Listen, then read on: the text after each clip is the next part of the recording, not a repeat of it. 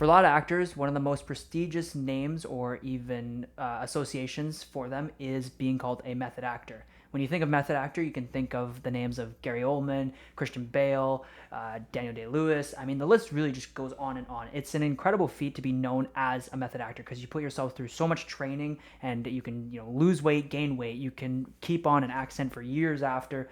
Who knows? Method acting is the highest praise, honestly, in the film industry that you can get as an actor. I don't think so. I feel like method acting is it's incredible because you're seeing an actor go through beyond like amazing lengths to become the character that they're portraying.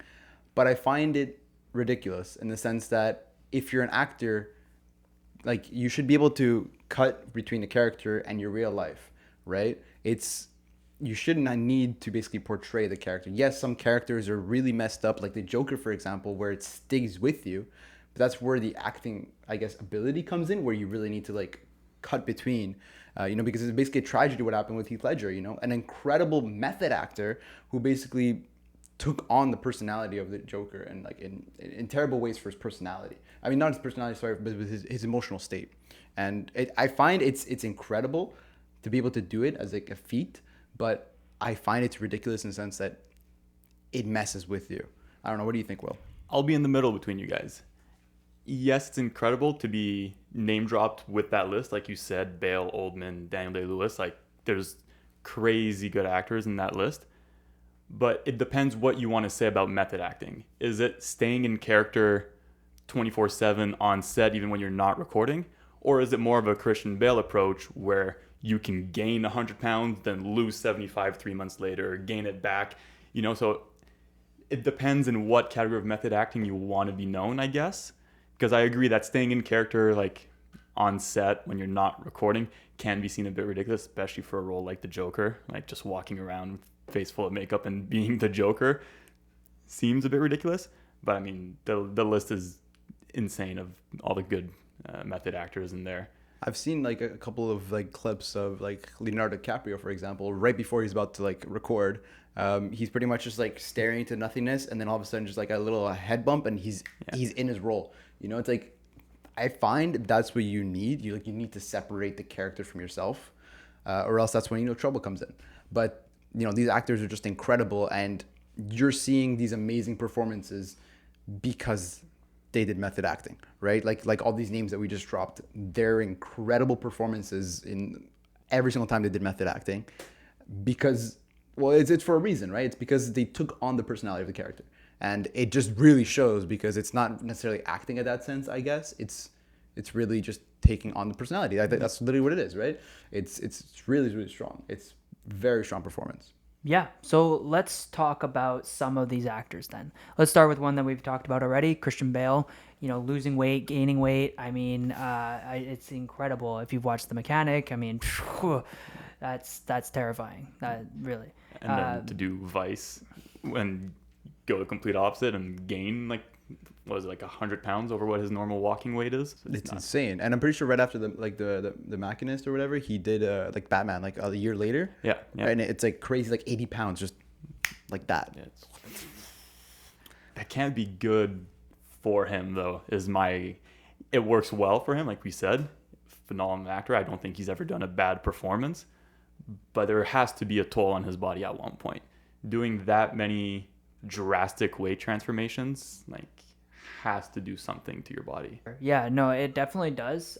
It's a very difficult one. We'll talk about Joaquin Phoenix in a little bit, about his transformation. But let's talk about an up-and-coming star, or maybe to a lot of people already a star, Austin Butler. Just did Dune Part 2. A lot of people say he crushed it in it. People love his performance. But let's talk about his, honestly, biggest performance of method acting would be his role as Elvis in the movie Elvis. I'll let you guys talk about it a bit because I definitely have an opinion on it. So if anybody wants to. I'm not, I mean, I loved Elvis, but I'm not going to talk too much on his method acting because I don't know how Elvis really was in real life, right? I've seen a couple clips and videos, and I mean, he just looks incredible. He looks pretty much like Elvis. Mm-hmm. But the only thing that, Austin Butler is really known for right now is the accent, right? He's got the He's got the Elvis accent, and you hear it in Dune. So you're watching Dune, and you're like, oh, There's Elvis. I didn't know Elvis was out here fighting the Fremen, you know? Yeah, like, But yeah, I don't know. What about you? you see interviews of him, like, let's say 10 years ago and now. Yes, obviously he's aged 10 years, but there's such a big difference in the way he talks and his accent that you can't help but like just realize that he's kept it on. Of course, he was staying as Elvis in character like for years and years, and he studied and watched all the tapes imaginable. But at one point, you're not Elvis. You have to drop the accent. Yeah, so I mean, I see 100% where you're coming from, Will. Like, you're right. It's been so long now, and I think genuinely, like, it's what you said. He was practicing, and he was stuck during the COVID era where he couldn't do anything else, and he just studied, and he took so much passion into the role that it engulfed his life for the time that he was practicing and preparing. And when I heard about this, I'm I guess a pretty big fan of Elvis and the music, and I'm always passionate about the story behind it, because it's not just about the music. There's a lot behind it as well. Going into this, I was skeptical because I wasn't sure, especially with the accent, is the most difficult. The way, the mannerisms that he speaks is extremely difficult to replicate. And Austin Butler did a phenomenal job, and that's really what it is. It's not so much the movements, because those can be pretty copied relatively easily. It's the way that he speaks, the fact he was able to crush it, and yes, he keeps it on to this day. But I don't think it's for the sake of, I love it so much, I'm always gonna do it. It's more just like when you practice something that much in your life, and he gets older too, right? You said 10 years ago he sounds different. 10 years is a long time. He's not that old, he's still a pretty young guy. He's starting to make his name, and it just shows the dedication. And there are other actors who have kept sort of that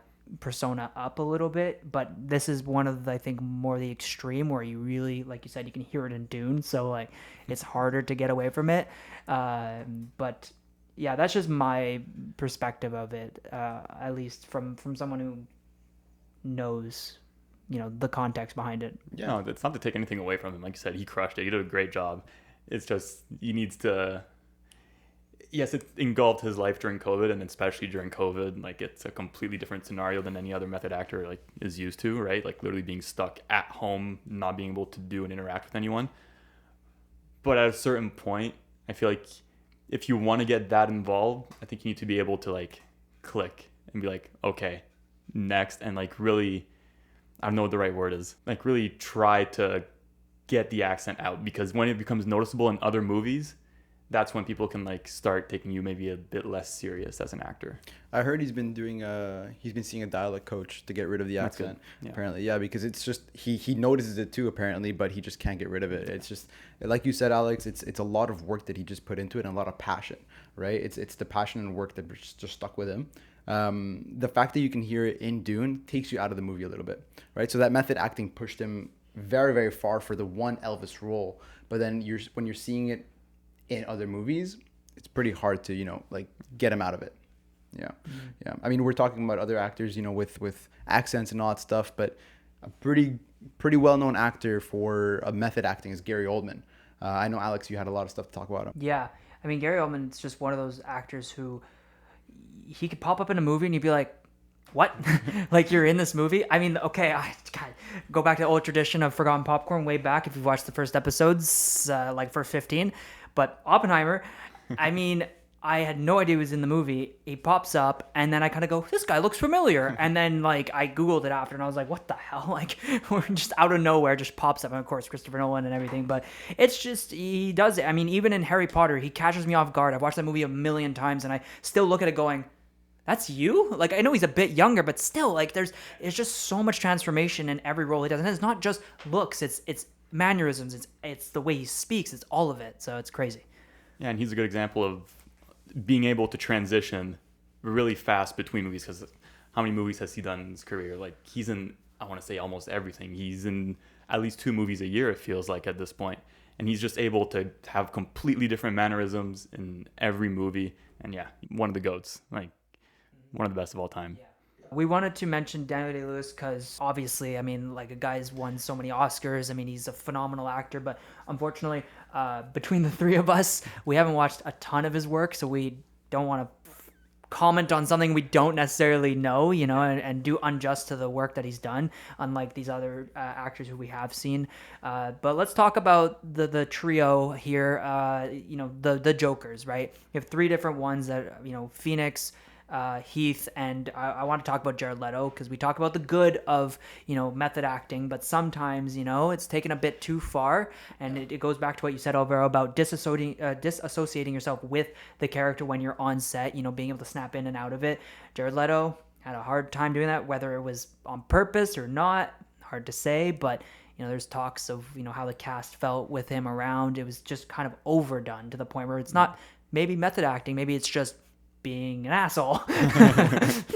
And especially for a role like the Joker, like you said, Heath Ledger, Joaquin Phoenix also did like their method acting to prepare for that role, and their performances are just some of the best. Like, they're still talked about to this day. Heath Ledger, like 16 years later now, it's still known as one of the best performances ever given. And then you have Jared Leto, who the same role tried to do the same thing, and it's just the complete opposite. I think it's just more so the character himself, how Joker is just so incredibly hard to portray that you kind of have to do some method acting to get like an actual persona for him, because Joker is a really messed up character, right? It's really just a psychological character, just beating at you, doesn't care physical, anything like that. It's very a lot of mind tricks, and Heath Ledger just had to get in that mentality to be able to do those mind tricks, right? And like convince the Batman and, have that laugh and the licking of the lips, the mannerisms, which is something that, we were talking about earlier. That's really incredibly hard to do. And as soon as, you have someone like Jared Leto come in and do something like that, but it doesn't go well, it kind of brings down seeing your performance, not just as the Joker, but like maybe in other films as well, where you're trying to do similar things like that, but it's not working out. It's nice to see that method acting can bring out such incredible performances, but I don't like the fact how it just basically just takes away maybe sometimes the personality of the actual actor. Because Jared Leto's not a bad actor by any means. He's had some good performances, like in Requiem for a Dream. He's phenomenal in that. But sometimes the role just might not be right. And I think this is a perfect case of that. So you talk about Leto, you talk about Heath, and we'll talk about Phoenix here because he's starting his second turn of Joker, which I think is the first time that back-to-back Joker roles. I don't know. Good question. Has there been two? Did Nicholson do it twice? I don't think so. Not if you're counting Mark Hamill on the animated. Oh yeah, okay. Yeah, Live action then we're talking. Is it the first double performance? I think it might be. Yeah, I think it might be one of the first doubles. So anyways, yeah, so Joaquin starting his second now Joker role, and it's going to be, I'm sure he went through the same work that he did for the first one. He's done a bit of work between the two movies, not too much, but this is going to be huge. And a lot of people are looking forward to seeing what he's able to do, and I know for the first one is one of the big things is that he really was pulling himself into that role, and especially with the losing the weight part. That's a big piece. I think a lot of people forget that, you to lose that much weight and to keep that type of weight off, you really have to be careful with what you eat and how you diet during that time. And, it's about roughly 3 months or less that you're filming. It's a lot of time to be starving yourself or even just being extremely cautious of your diet. Not easy to do. So there was a clip floating around of, Joaquin snapping at, I don't know if it was Phillips or maybe just somebody on the set. And like everyone initially obviously jumped to conclusions and stuff like that. But I think a majority of what I saw online was a lot of people were just like, you don't understand the amount of work that's going into this particular role, right? Like you're really pushing your body to the limit. Your mind isn't getting the nutrients and the energy that it needs to think properly. Things can happen, and the tiniest thing can make you snap. Yeah, and it's not entirely an excuse for those actions, but it's sort of just you have to take into perspective what's happening, and in that way you can sort of understand it better. So, a lot of appreciation to Joaquin and what he does, and it's not the only role that he does it for. He's done it for other things. I mean, Walk the Line is a great example as well, just phenomenal. I haven't watched it yet, but I've seen many clips of it, so I'm really looking forward to watching it in its entirety, especially with Joker 2 coming out, right? So, it's he's great. So there you go. You have so many great names, so many great actors who have accomplished careers, and there are many more on that list that we haven't had a chance to talk about. So let us know down below if you have any other actors who really surprised you, either certainly some actresses out there. Natalie Portman comes to mind as well, who's great, and the list just goes on. But what I want to know from you guys is, do you think it's really necessary to do all this work, especially for some of the roles today, especially with CGI as well, especially where you can make people look really thin and, just kind of skip the whole, tenuous weight loss or whatever it is, and maybe save someone's health at the same time. Maybe it's not worth it anymore. So let us know what you guys think. As always, leave a like, subscribe if you're new, and goodbye.